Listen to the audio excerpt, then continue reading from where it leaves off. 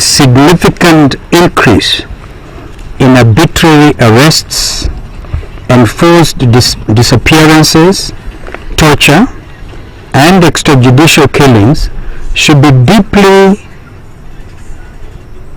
of concern not only to law-abiding Kenyans, but also the international community and our development partners.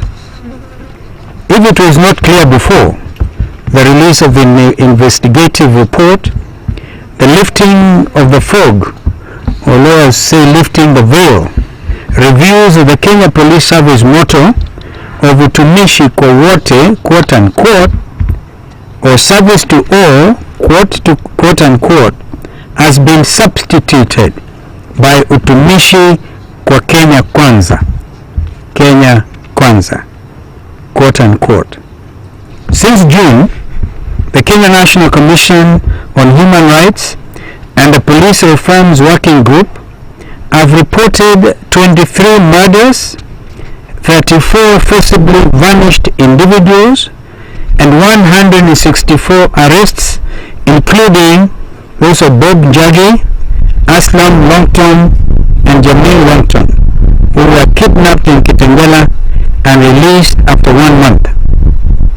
Denzel Omondi, a JKU art student, was among the demonstrators who stormed the parliament on June 25th, was abducted 2 days later. 9 days later, his tortured body was discovered floating in a Georgia quarry. John Juguna Kuria, a civic educationist based in West Pokot, was reported missing for 12 days before his mangled body was discovered discarded. Over the past 3 days, Maverick Aoko and Boniface Mwangi have been kidnapped from their houses. After being freed, Mwangi was accused of inciting others. It's still not clear where Ms. Aoko is. The most alarming is that public mortuaries in Thika and Nairobi are requesting court orders to dispose 201 unclaimed dead bodies that the police have dropped off in the past year.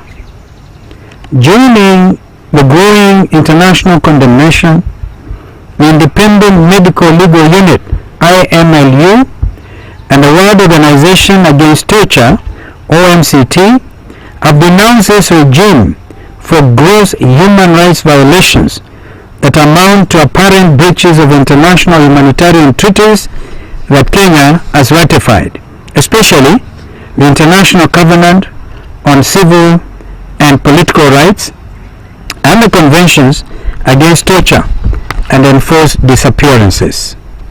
As the opposition, we demand that the security services from the National Intelligence Service, NIS, under the leadership of Nordin, the Directorate of Criminal Investigations, and the DCI, led by Mohammed Amin, the Anti-Terrorism Police Unit, ATPU, under the leadership of Sid Kiprotich, the Serious Crimes Unit, led by Michael Sang, Joseph Boynet, the Deputy National Security Advisor, State House, and the Crime Research Intelligence Unit, CRIB, led by John Onyango, ought to be held accountable for their violations of Kenyans' rights and made criminally responsible.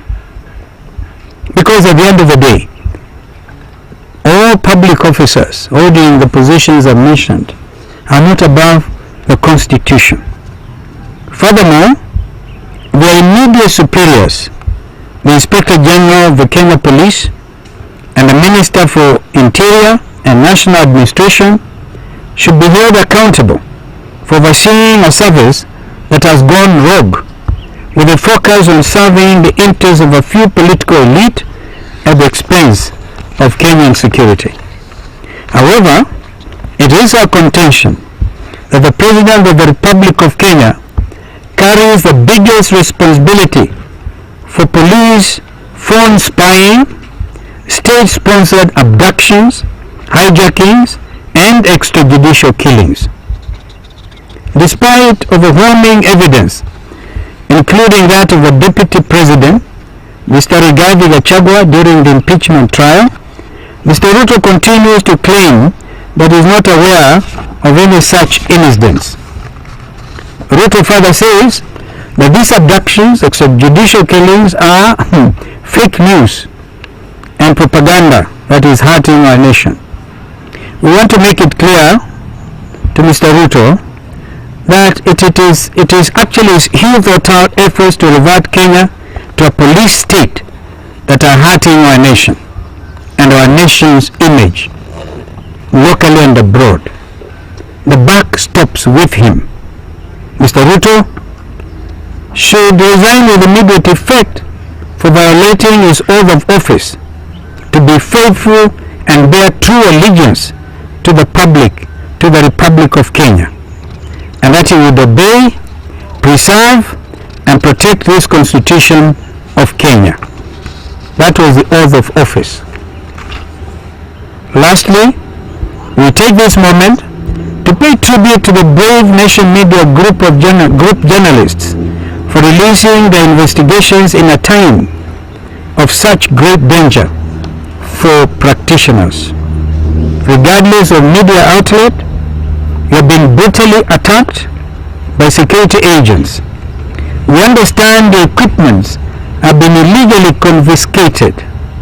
We know that a fair number of you have been taken to court and gag orders issued stopping you from publishing on certain topics, organizations, or personalities.